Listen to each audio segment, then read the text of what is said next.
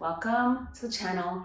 My name is Khadija. I'm a leading expert in henna natural hair color, Ayurvedic healthy hair care, and the beautiful henna and jago body art. So every week you can ask questions, put them in the comments, we pick and choose them, and then get your answers to you.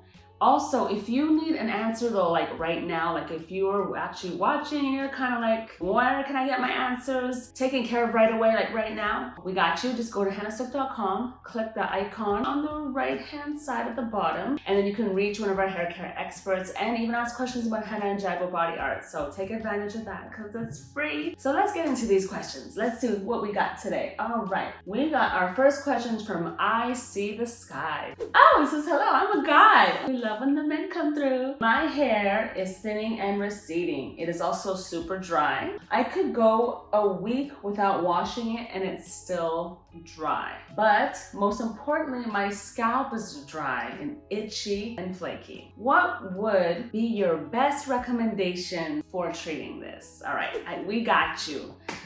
First and foremost, hydration. You want some moisture, but not too heavy. I wish I could see your hair and get a little bit more familiar with how, dense your hair is. You did mention about it being, really dry. So you definitely want to hydrate. I would definitely recommend like the rose water. It's just really hydrating and it's light. Also, what I'm going to recommend that you use is our cassia neem hair wash. Our Ayurvedic scalp and root mask, definitely. And then once you're using the rose water after you done all your treatments for your washing, and by the way, we have a men's line coming out very soon. Stay tuned for the Moroccan Black collection. I wanted to also say though, after you do all those treatments, you can use the Argan Oil. Just put a small amount. That serum goes a long way. 100% pure, no other additives, no fragrances, no garbage in it. Just put a little after you're done when your hair is still damp, and then kind of just run it through your scalp. That's gonna give you a huge difference, guaranteed. Question number 2 comes from Nubian Goddess.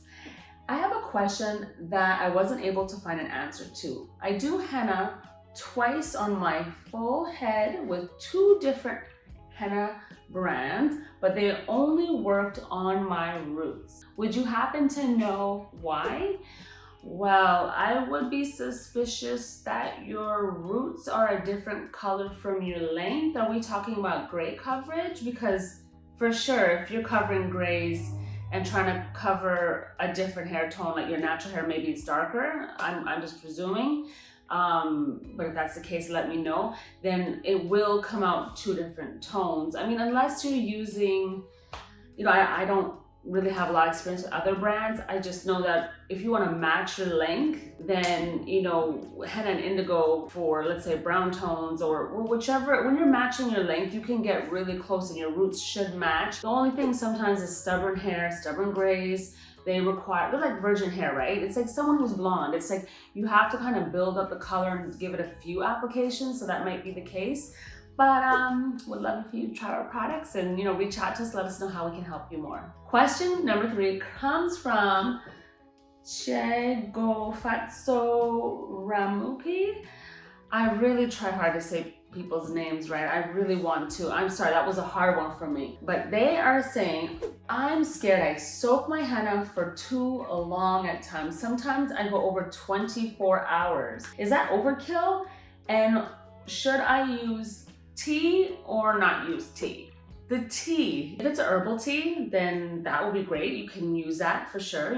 Herbal teas are great, but anything that has caffeine, black tea, even green tea, certain teas have more caffeine than others. The more caffeine, in general, like some teas and herbs can be a bit drying. So, you can, as long as you like the results you're getting, or just stick to warm, hot, distilled water. Is very gentle, and other ingredients that are mild and soft on the hair.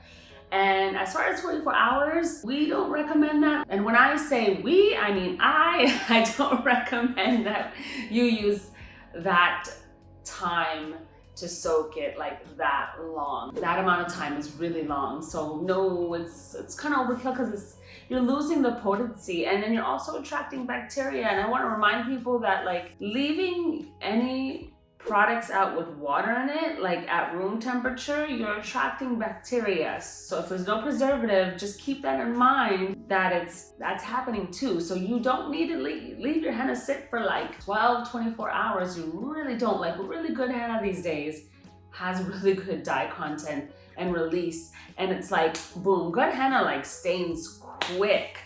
You know, it really does. It usually does show up real quick.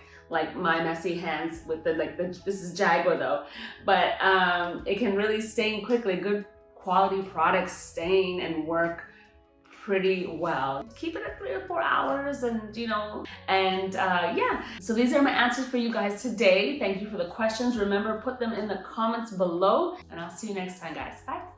See you.